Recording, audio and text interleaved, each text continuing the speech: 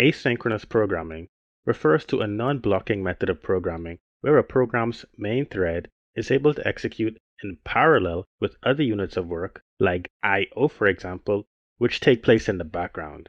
When a background operation completes, it's able to notify the thread that called it and pass it some result.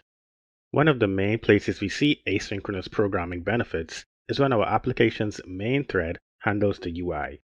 In order for our apps to be perceived as high quality, the UI needs to feel responsive at all times. Without asynchronous programming, if our app makes a database call which takes 5 seconds to return, then our end user has to sit there with the app seeming frozen for 5 seconds until data comes back and is processed.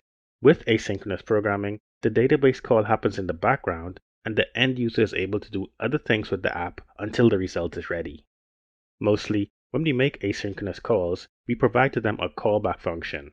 They can then go off, do their work in the background, and when they're complete, they can call that callback to get the results of their efforts back into the main flow of the program.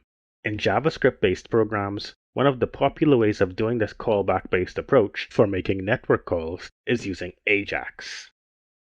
Looked at in diagrams, starting with the one on the left, we have two processes A and B. In this synchronous case, process A makes a call to process B, and as you can see, while process B is working based on that call, process A is actually paused waiting for a response. It's only when process B is complete that control is passed back to A and it's able to execute again. Compare that to the diagram on the right, the asynchronous call, where process A again calls process B, but this time, even as process B does its work, process A continues to execute other tasks that are unrelated to B. Whenever B completes, sometime in the future, it can pass a response back to A, and A can continue with the result to do whatever it needs to. Looked at further in JavaScript pseudocode here, on the left, we're going to make an asynchronous call to our database.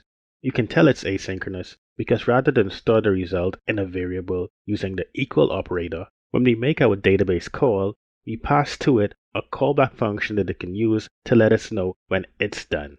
The most likely result of running this app is down at the bottom here, where in the console we get start logged out.